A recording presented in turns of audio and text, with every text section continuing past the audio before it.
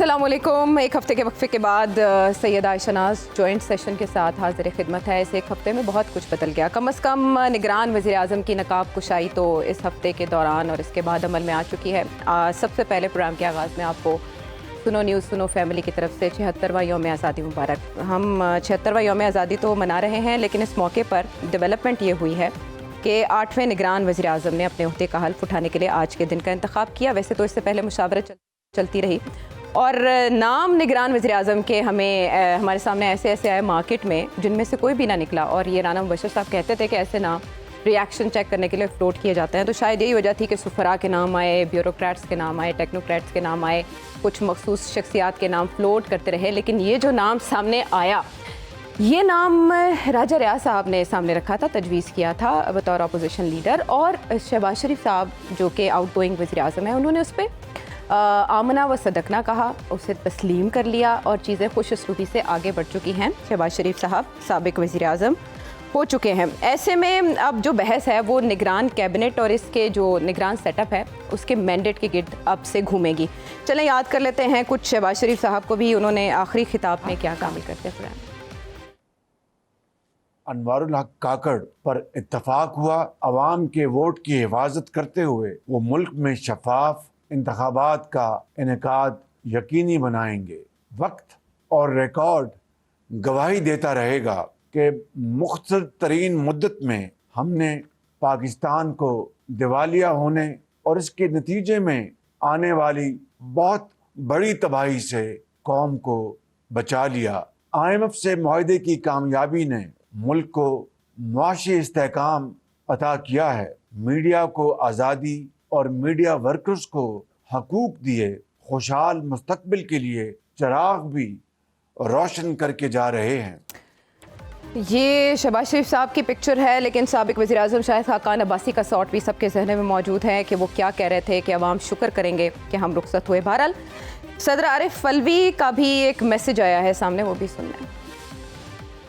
आजकल के सियासतदानों से और स्टेक होल्डर से ये बात करना चाहता हूं कि अफ़ और दरगुजर, फॉरगिवनेस को अपनाओ। मुल्क की डिमांड है मेरे लोगों से और लीडरान से, वो ये है कि इकट्ठा हो जाओ।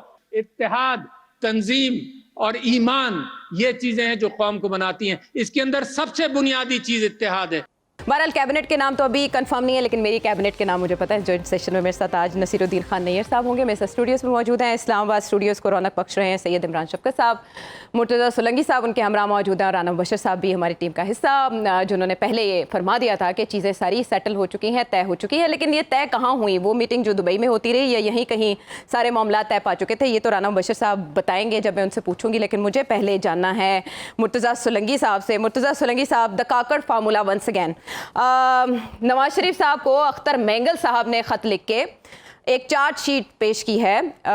लिखना तो उन्हें ख़त शहबाज शरीफ साहब को चाहिए था, लेकिन उन्होंने नवाज शरीफ साहब को क्यों ख़त लिखा? आप ज़रा इस पर रोशनी डालिएगा। और एक और काकड़ से शिकस्त का इल्ज़ाम लग रहा है नवाज शरीफ साहब पे, ये दुरुस्त है या आपकी बार जो हक़ाइक़ हैं वो मुख्तलिफ है माजी से? देखें, मेंगल साहब का जो शिकवा है उसमें ज़्यादा जान होती अगर जो इत्तेहादियों की जो मीटिंग हुई थी शहबाज शरीफ साहब से, उसमें वो उनको अख्तियार न देते।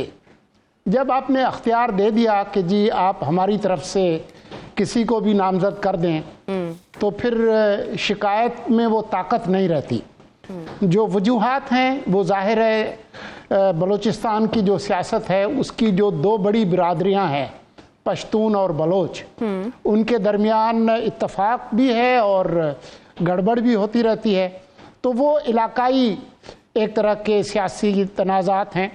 लेकिन इसका इन्हिसार जो निगरान वज़ीर आज़म हैं उनके किरदार और उनके काम पर होगा। हो सकता है कि ये जो तहफ़्फ़ुज़ात हैं वो अपने काम के ज़रिए उसका कोई मदावा कर लें। अच्छा। लेकिन मैं एक जुमला कहना चाहता हूँ, सदर आरिफ अलवी साहब ने जो आज सबक दिया, नसीहत की, दरगुजर और इत्तेहाद की, मैं सिर्फ ये कहूँगा कि जब PTI का दौरे हुकूमत था, अगर यही बात अगर उस वक्त करते जिस वक्त थोक के भाव से मुखालफिन को जेलों में डाला जा रहा था और मीडिया पर पाबंदियाँ आयद की जा रही थी, تو ان کی آج کی بات میں کچھ وزن ہوتا.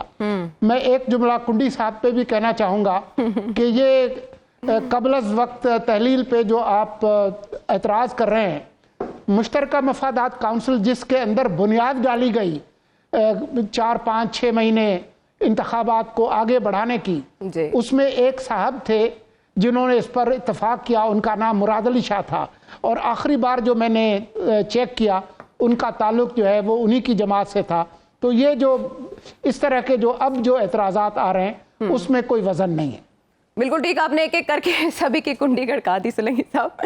لیکن رانا صاحب, یہ ہی وہ نام تھا جو آپ مجھے کہہ رہے تھے میں آپ کو لکھ کے دے دوں گا, یا آپ کو بھی کوئی سرپرائز ملا ہے؟ اور ان کے تو انٹرنیشنل کریڈینشلز نہیں ہیں, جیسے آپ نے کہا تھا نا ان کے تعلقات ہوں گے یہاں وہاں. کاکڑ صاحب کے تو ایسے تعلقات نہیں ہیں جس طرح سے آپ نے تشریح کی تھی. یہ وہی صاحب ہیں؟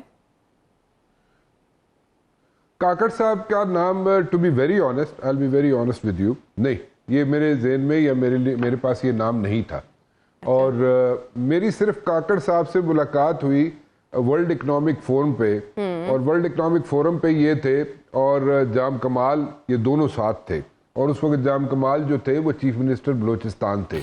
تو یہ دونوں they were like hand in glove with each other, اور دونوں اکٹھے پھرتے ہوئے نظر آتے تھے, اکٹھے بیٹھتے بھی تھے, اکٹھے بریکفاسٹ پہ بھی ہوتے تھے, اور ڈنرز پہ بھی اکٹھے ہی ہوتے تھے. تو ان کا بڑا جیلن کرتے ہیں جام کمال سے کاکڑ صاحب, اور ان کے بڑے اچھے مراسم ہیں جام کمال سے.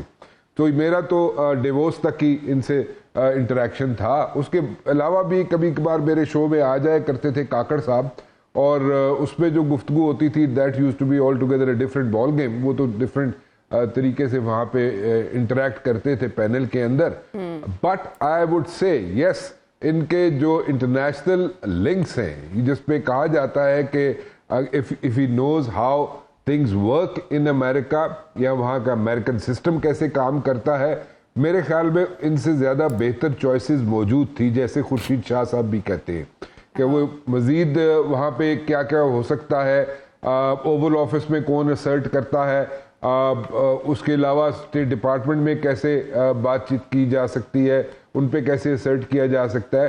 ایون سو مچ سو کہ اگر سینٹ کام کی بھی بات کی جائے, وہ ان کا رول نہیں بنتا ہے سچ ڈائریکٹلی, لیکن سینٹ کام ہو یا پینٹاگون ہو, وہ بھی ان کا رول ڈائریکٹلی نہیں بنتا.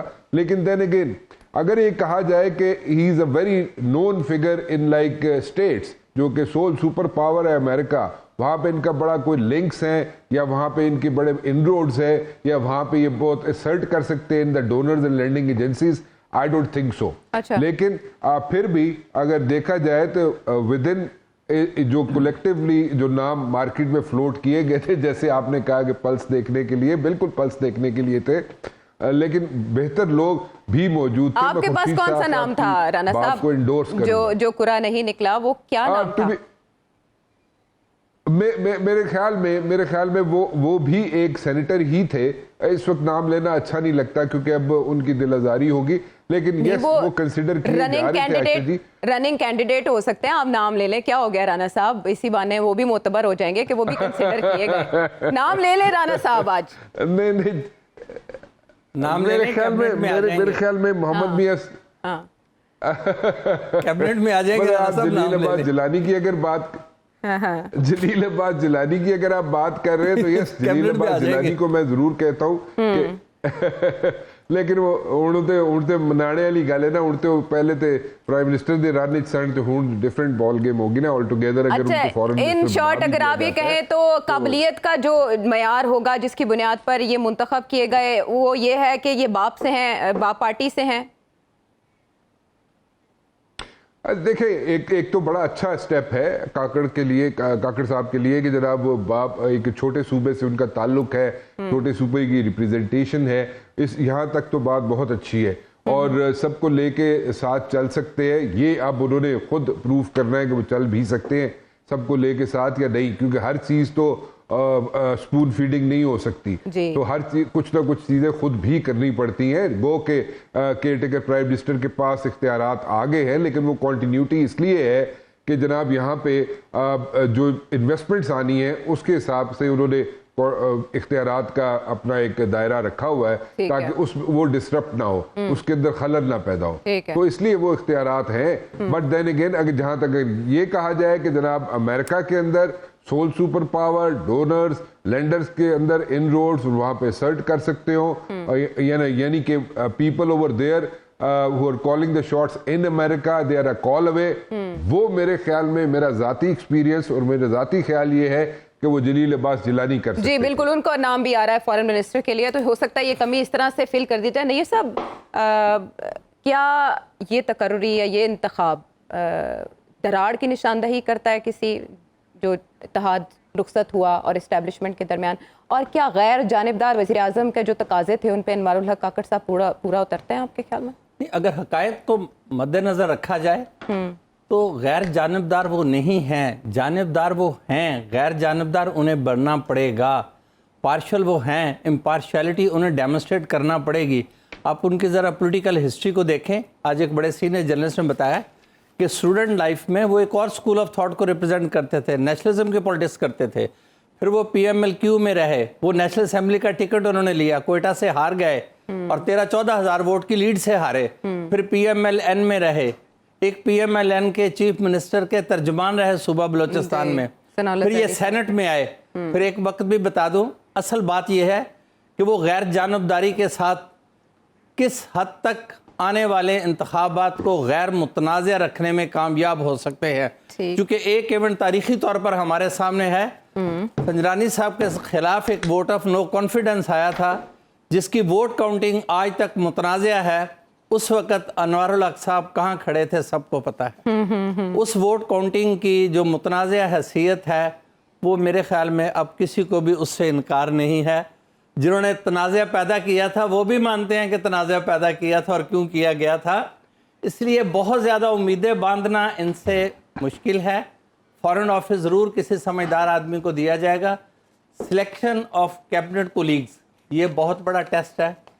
اسی سے پتہ چل جائے گا کہ پرائم شیئر کس کو مل رہا ہے اور کس کو نہیں مل رہا. یہ کتنی دیر میں ہو جائے گا کام کیبنٹ کا؟ یہ ود ان 2 اور 3 days. یہ زیادہ ٹائم نہیں لگے گا کیونکہ پاکستان کی بڑی کمپلیکس سچویشن ہے. اور جو دوسرا بات ان کا بی اے پی سے ہونا, کوئی کریکٹر نہیں ہے, نہ ہی کسی کو بی اے پی کی اتنی فکر ہے. بی اے پی کی جو نشستیں ہیں وہ کیسے انہیں ملی ہیں, وہ 5-6 نشستیں پھر بھی مل جائیں گی. اس کی ووٹنگ پاور کا اس سے کوئی تعلق نہیں ہے. نہ ہی صوبہ بلوچستان میں قومی اسمبلی کی نشستوں کی اتنی تعداد ہے کہ وہاں سے پی ایم کوئی اثر انداز ہو سکے. اور ان کی جو سابقہ آپ کہہ رہے ہیں, چونکہ انہوں نے ریزائن کر دیا, سابقہ کہنا چاہیے لیکن یہاں سابقہ کچھ نہیں ہوتا. بی اے پی پاکستان کی پاور پالیٹکس میں ایک پولیشن پارٹنر کے طور پر ہی سامنے آئی ہے. پولیٹیکل کنسسٹنسی کو آپ دیکھ لیں, وہ کے بھی کولیشن پارٹنر تھے, وہ شہباز شریف صاحب کے بھی کولیشن پارٹنر تھے. لیکن یہ اختر مینگل صاحب کا خط یہ خود لکھا انہوں نے یا لکھوایا گیا ہے؟ نہیں, ان کی ریزرویشنز اور لائنز پر ہوں گی. وہ جیسے سلنگی صاحب نے اشارہ کیا ہے, بلوچستان میں نیشنلزم کی پالیٹکس جس لیول پہ مینگل صاحب کرتے ہیں, تقریباً اس لیول کی نیشنلسٹ پارٹیز میں سے صرف عطاءاللہ مینگل کی ہی بی این پی ہے جو انتخابی سیاست کر رہی ہے. باقی لوگ انتخابی سیاست نہیں کر رہے, یا وہ اب کالعدم تنظیموں کا حصہ بن چکے ہیں یا سیاست سے کنارہ کش ہو گئے ہیں. 70 والی نیشنل عوامی پارٹی کی سچویشن نہیں ہے. ہاں, وہاں بلوچستان میں بلوچ اور پشتون ڈیوائیڈ موجود ہے. بلوچ ایریا میں نیشنلسٹ پارٹیز کو پذیرے زیادہ ہے, اور پشتون ایریاز میں زیادہ پذیرے جو ہے وہ جے یو آئی کو ہے بلوچ نیشنلسٹ پارٹیز کے بعد. ان کے چند اچھے کینڈیڈیٹس ہیں بی اے پی کے پاس, وہ اب بھی شاید کچھ سیٹس نکال جائیں, چونکہ وہاں کا ایک علیحدہ سینیریو ہے. وہاں پاپولر پالیٹکس نہیں ہوتی, اور طرح کی پالیٹکس ہوتی ہے. کچھ ٹرائبل چیفز ہیں, کچھ سلیکٹڈ لوگ ہیں, کچھ کی مذہبی فالوئنگ ہے. کیبنٹ میں واپس آتا ہوں. ہاں, سلیکشن آف کیبنٹ پولیس جو نام سامنے آئے ہیں اس سے یہ بھی پتہ چل جائے گا کس کو کتنا شیئر ملا اور کس کی نومینیشن کہاں سے ہوئی ہے.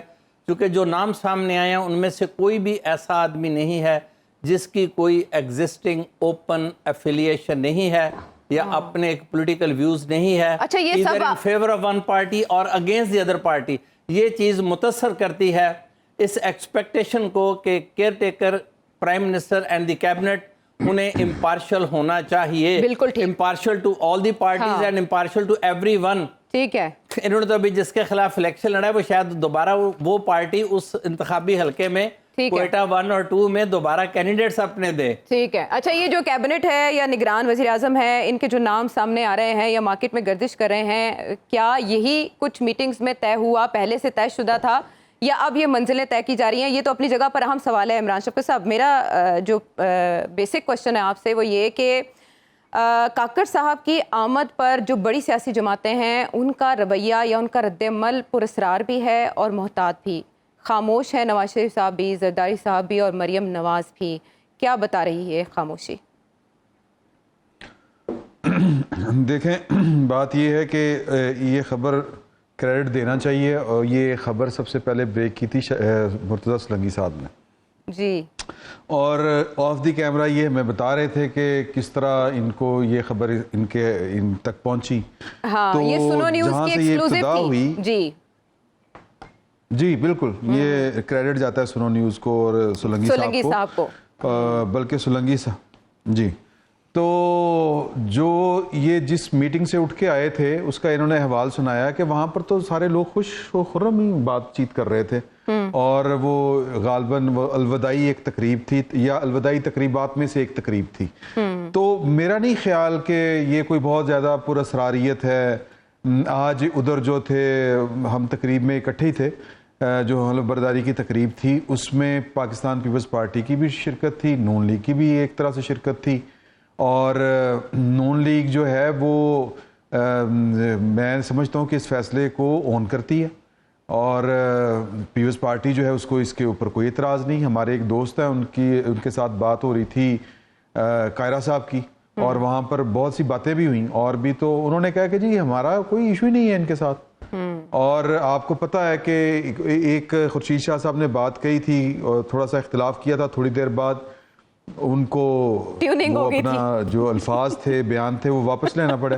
اچھا جی, اس کی وجہ یہ ہے کہ کنسلٹیشن پروسیس جو ہے, نہیں سافٹ ویئر اپڈیٹ کی بات نہیں ہے. دیکھیں, بات یہ ہے کہ اس کو ہم تھوڑا سا نا, جو باتیں ہم بہت ذرا ہوتا نا ذرا گھبرا کے کرتے ہیں, وہ باتیں تھوڑی سی کھل کے بھی کر لینی چاہیے. اتنی کوئی قیامت نہیں آگئی ہوئی.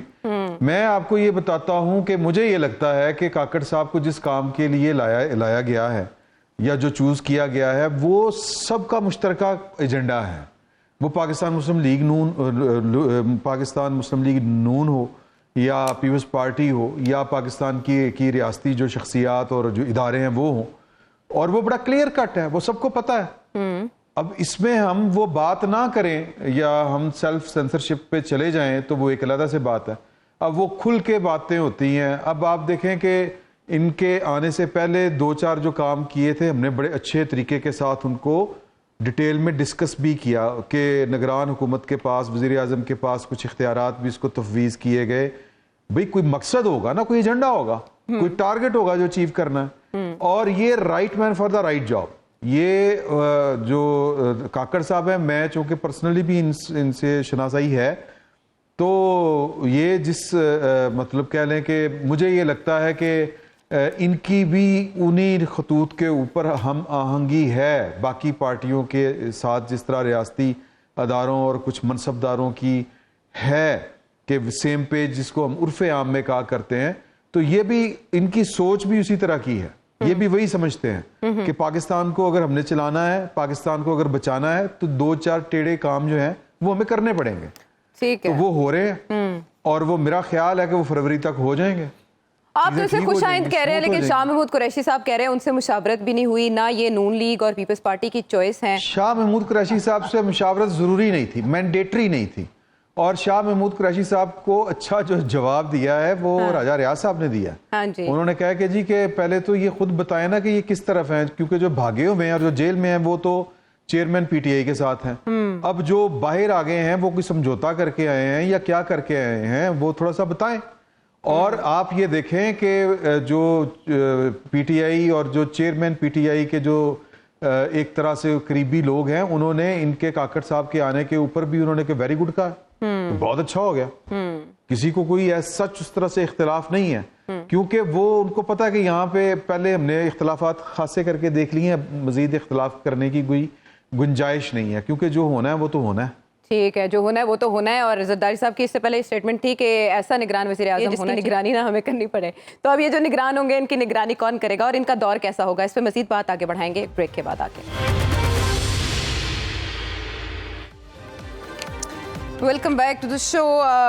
अब कैबिनेट की जो सिलेक्शन है वो है इन प्रोसेस। तब्दीली की हवाएं बलूचिस्तान से ही चलना शुरू होती हैं हमेशा की तरह, और सितंबर के बाद पाकिस्तान में 3 बड़े अहदों पर बलूचिस्तान की ही शख्सियात होंगी। तो इससे एक ऐसा सूबा जिसे महरूम सूबा कहा जाता है, उसकी जो महरूमी है उसका उजाला हो पाएगा या नहीं, अपनी जगह पर अहम सवाल है। लेकिन सोलंकी साहब, सबसे बड़ा चैलेंज निगरान सेटअप के लिए आपके ख्याल में कौन सा है और निगरान वज़ीर-ए-आज़म की प्रायोरिटी पर क्या होगा? मेरे ख्याल में सबसे बड़ा चैलेंज निगरान वज़ीर आज़म और उसकी काबीना के लिए ये होगा कि चाहे उनकी वाबस्तगियाँ किसी के साथ भी रही हों, वो साबित करें कि वो आज़ादाना और मुनसिफाना इंतखाबात कराने के लिए फ़िट हैं। वो जो सियासी मुतहारिब क़ुव्वतें हैं उनमें से किसी भी फरीक के साथ नहीं हैं, और वो एक गैर जानिबदार रेफरी हैं। ये है सबसे बड़ा चैलेंज। अच्छा मईशत, आयशा जी मैं यहाँ पे एक चीज ऐड करना चाहूंगा अगर आप इजाजत दे तो। बिल्कुल। देखिए ये फिट है कि उन्होंने जिम तो नहीं जाना ना, सारी कैबिनेट वाले ने कोई जिम तो नहीं जाना ना, कोई जिम तो नहीं ज्वाइन कराने ना, ठीक है। मेंटली फिट होने की बात हो रही है, फिजिकली नहीं। राना साहब आप टेंस क्यों हो जाते हैं?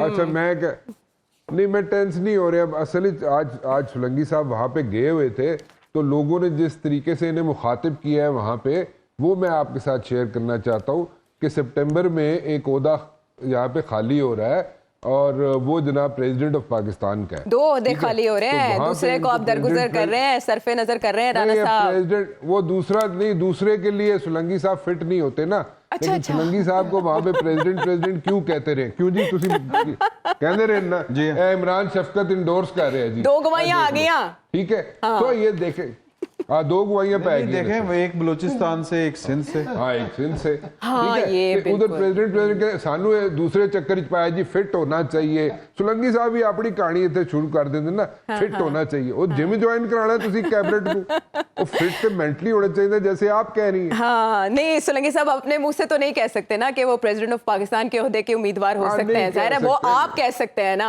आप नामजद कर सकते हैं ना। निगरान वज़ीर आज़म तो आप बनवा नहीं पाए राना साहब। मैंने ये नहीं कहा। यहाँ पे डिसेप्शन देखे सोलंकी साहब की कि जी उसको जो काबीना होगी उसको फिट होना चाहिए। तो किस सीधा फिट होना चाहिए भाई? हाँ वो फिट होंगे। आप उथे सारे को प्रेसिडेंट करवा आपे उथे सारे को प्रेसिडेंट करवांदे रहे ने, सानू इथे आके जनाब डिसेप्शन। सोलंकी साहब क्यों कहलवा रहे होंगे? वो तो जाहिर है वो उस पे रिक्वायरमेंट पे पूरा उतरते हैं तो सभी कह रहे होंगे।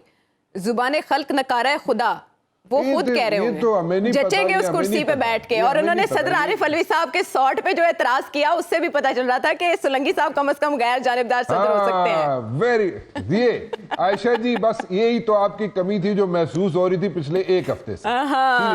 नहीं thank you so very much, thank you Rana साहब। ये जो बात सोलंकी साहब ने कही कि उनका सबसे बड़ा जो टारगेट होगा या प्रायोरिटीज में शामिल होना चाहिए वो गैर जानिबदार मुनसिफाना इंतखाबात होने चाहिए, आपके ख्याल में यही उनका सबसे बड़ा चैलेंज होगा?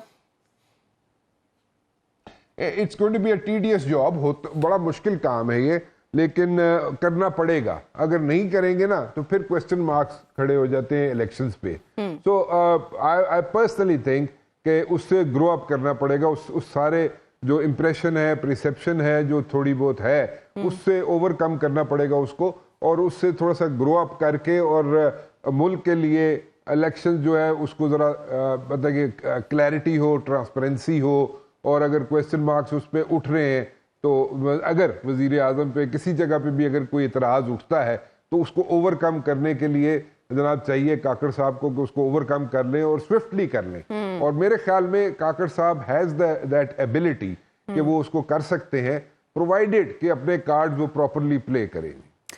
अच्छा ठीक है। और सोलंकी साहब बात ज़रा बीच में रह गई, जो पहले नाम सामने आए थे जिनमें इसहाक डार साहब का नाम था, फिर उससे पहले हमने गौहर एजाज साहब का भी नाम सुना, मुतफरिक नाम जो सामने आए, अब ये सुना जा रहा है, सुनने में आ रहा है कि वो इस निगरान कैबिनेट का हिस्सा हो सकते हैं।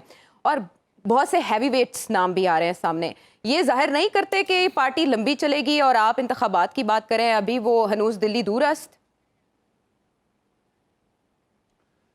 یہ پارٹی وسط فروری تک چلے گی کیونکہ اگلے مہینے مارچ میں سینٹ کے انتخابات ہیں اور صدر جو ہے وہ 8 ستمبر کو غالباً ان کی میعاد پوری ہو رہی ہے, اور میری معلومات کے مطابق باوجود ان کو کہا جائے گا کہ آپ اب گھر جائیں, باوجود اس بات کے کہ آئینی طور پر وہ اس وقت تک رہ سکتے ہیں جب تک نئے صدر منتخب ہو جائیں, لیکن میری اطلاع یہ ہے کہ وہ چلے جائیں گے اور سنجرانی صاحب جو ہے وہ قائم مقام صدر کا عہدہ سنبھالیں گے جب تک کہ الیکشن ہو جائیں. تو یہ صدر کا عہدہ بھی چھوڑا نہیں جا سکتا اور صدر کا انتخاب ہو نہیں سکتا جب تک قومی اسمبلی اور صوبائی اسمبلیاں منتخب نہ ہو جائیں دوبارہ. تو اس لیے وسط فروری یا بہت دیر ہوئی تو فروری کے آخری ہفتے تک یا ارلی مارچ تک یہ جا سکتے ہیں, اس سے آگے جا نہیں سکتے. اچھا, بڑا جامع روزنامچہ مل گیا ہمیں, یہ تو بہت سی خبریں اس سے عیاں ہو جاتی ہیں. لیکن سولنگی صاحب, بریک پہ جانے سے پہلے آپ بتا دیں نواز شریف صاحب کا جہاز کیوں ٹیک آف کرتے کرتے رک گیا؟ دیکھیں, میں ہمیشہ سے یہ کہتا رہا ہوں کہ ستمبر کے آخری ہفتے سے پہلے ان کے آنے کا امکان نہیں ہے, لیکن ابھی مجھے یہ دیکھنا باقی ہے کہ یہ جو نگران وزیر اعظم کی تعیناتی ہوئی ہے اس میں کس حد تک نواز شریف آن بورڈ تھے. اگر وہ آن بورڈ تھے پھر تو ان کے آنے کے امکانات ہیں, لیکن اگر وہ ناخوش ہیں اس سے تو میرے خیال میں پھر تسی نہ ہی سمجھو. اس میں بھی بہت سے اشارے ہیں اور ان اشاروں کے اوپر مزید بات کریں گے ہم بریک سے واپس آ کے. ویلکم بیک ٹو دی شو. سولنگی صاحب نے بریک پر جانے سے پہلے بڑا اہم سوال سامنے رکھا جس کے جواب کی تلاش میں وہ خود بھی ہیں. مین وائل بہت سے اور سوال جو ذہن میں آ رہے ہیں, اب نیئر صاحب سے ان کے جواب جانتے ہیں. ایک تو یہ کہ اگر انتخابات کا التوا جو کہ نظر آ رہا ہے خدشہ, ایسا کچھ ہوتا ہے تو کیا سپریم کورٹ اس میں مداخلت کر سکتی ہے؟ اور اسمبلی کے تحلیل ہوتے ہی, انیکٹیو ہوتے ہی سپریم کورٹ کی جانب سے ایک فیصلہ, اس کو آپ کیسے دیکھتے ہیں؟ اور آنے والے دنوں میں اور کون کون سے سرپرائز سپریم کورٹ سے آ سکتے ہیں نیئر صاحب؟ Review of orders and judgments کا جو لا تھا جسے اسٹرائک ڈاؤن کیا سپریم کورٹ نے, اس کے بارے میں ایک بات تو ممکنہ لگتی ہے کہ اسے لمیٹیشن کے آخری دنوں میں چیلنج کیا جائے گا اور اس کے بعد موجودہ چیف جسٹس صاحب نہیں ہوں گے اور نئے چیف جسٹس صاحب کے لیے شاید پہلا چیلنج وہ ریویو پٹیشن ہو جو اس لا کو الٹرا وائرز آف کانسٹیٹیوشن قرار دینے کی وجہ سے دائر کی جائے گی. ایک بڑا چیلنج یہ بھی نظر آ رہا ہے. دوسری بات یہ کہ دو ترجیحات دونوں آئینی ہیں, انتخابات یا ڈیلیمیٹیشن, نئی حلقہ بندی اس سینسس کے تابع. اگر اس سینسس کے تابع حلقہ بندی ہوتی ہے اور انتخابات کو مؤخر کیا جاتا ہے تو پھر منیمم پیریڈ 6 to 7 months کا ہے جو سبھی دوست پریڈکٹ کر رہے ہیں. اگر سپریم کورٹ ان ترجیحات کو چینج کر دیتی ہے, کوئی ایک چیلنج آئے گا ضرور, آئی اینٹیسپیٹ کہ ان ترجیحات کو تبدیل کیا جائے, کیونکہ آپس میں کہیں ان کی ترجیحات کو پرائورٹائز کانسٹیٹیوشن میں نہیں کیا گیا. 90 دن میں انتخابات ہونا لازم قرار دیے ہیں, چونکہ اس حکومت نے خود ایک آئینی شک کا سہارا لے کے امکان پیدا کر دیا ہے کہ الیکشن 60 دن کی بجائے 90 دن میں ہوں, ورنہ الیکشن اب بھی 60 دن میں ہونے میں کوئی امر مانے نہیں ہے. کون سے شک کا سہارا, آپ کس کی بات کر رہے ہیں؟ کہ اسمبلی کو 2 دن پہلے ڈیزالو کر دیا اور 90 ڈیز میں الیکشن چلے گئے. یہ بھی ایک بس ٹھیک ہے, ایک ایڈوانٹیج لیا انہوں نے. اب بھی اگر الیکشن کمیشن چاہے تو 52 دن میں انتخابات ممکن ہیں, وہ غیر آئینی نہیں ہوں گے. سپریم کورٹ کے پاس یہ ایشو اگر آتا ہے تو سپریم کورٹ کو اس پہ ایک واضح فیصلہ کرنا پڑے گا ترجیحات کا, اور شاید اس انداز میں جو اسمبلیز ڈیزالو ہوئی ہیں شاید کسی وقت سونر اور لیٹر سپریم کورٹ خود اس نتیجے پہ پہنچے کہ ان آئینی شکوں پہ دوبارہ غور کیا جائے کہ آربیٹری اور بالکل ہی انفیٹرڈ ڈسکریشن چیف منسٹر کی کہ جب چاہے پروونشل اسمبلی ڈیزالو کر دے اور پی ایم کی جب چاہے نیشنل اسمبلی ڈیزالو کر دے. اس کا نتیجہ یہ نکلا ہے کہ 2 کرائسس پیدا ہوئے ہیں. پہلا کرائسس پنجاب اور کے پی نے فیس کیا ہے کہ اب کم از کم دونوں صوبوں میں 1 سال تک غیر نمائندہ حکومتیں رہیں گی, اور غیر جانبدار وہ ہیں یا نہیں ہیں یہ سوال نہیں ہے, یہ امر یقینی ہے کہ وہ غیر نمائندہ ضرور ہیں. منتخب حکومتوں سے دونوں صوبے محروم ہیں. اسی طرح سے یہ انتظام کہ 90 دن میں بعد انتخابات کروانے, اب 1 دن پہلے اسمبلی ڈیزالو کر دیں, کوئی ریزن نہیں ہے, کوئی کاز نہیں ہے, آپ خود سے غیر نمائندہ حکومت کو طول دینے کے لیے تیار بیٹھے ہیں اور اس طرح سے کھیلتے ہیں کہ سندھ والے جو بڑا یقین کرتے کہ ہم آئین کی ایک شک سے بھی ادھر ادھر نہیں جائیں گے، ایک دن بھی نہیں جائیں گے، آخر انہوں نے بھی وہی کیا جو سب چاہتے اچھا، تھے۔ سی سی آئی کے فیصلوں پہ کیا الیکشن کمیشن کوئی غیر متوقع رد عمل دے سکتا ہے؟ کس کے فیصلوں پہ؟ سی سی آئی، کونسل آف کامن انٹرسٹ۔ نہیں، الیکشن کمیشن کوئی رد عمل نہیں دے گا۔ About census۔ الیکشن کمیشن غالباً اپنے طور پہ ڈیلیمیٹیشن کو ترجیح نمبر 1 رکھے گا اور الیکشن کو ترجیح نمبر 2 رکھے گا، اچھا، کیونکہ کوئی امر مانے نہیں ہے، اگر الیکشن ٹائم پر نہیں ہوگے تو ایک کانسٹیٹیوشنل پروویژن موجود ہے، وہ اسے پروٹیکٹ کر دے گی۔ پہلے یہ ارینجمنٹ ایسا ہے جس میں غیر نمائندہ اور غیر منتخب حکومتوں کو طول دینے کا جواز موجود ہے، اور ہم اس تجربے سے گزر رہے ہیں کہ 3 ٹیئر گورنمنٹس میں سے 2 ٹیئر پنجاب میں ہے ہی نہیں ہے، لوکل گورنمنٹ ہے ہی نہیں ہے، پروونشل گورنمنٹ ہے ہی نہیں ہے۔ کے پی میں لوکل گورنمنٹ ہے، فیڈرل گورنمنٹ رہی ہے، اب کوئی بھی نہیں ہے، صرف لوکل گورنمنٹ رہ گئی ہے۔ آئین کے مطابق تو 3 ٹیئر گورنمنٹ ہونی چاہیے، local government, provincial government, federal government. ٹھیک ہے، پنجاب میں لوکل گورنمنٹ دی نہیں گئی۔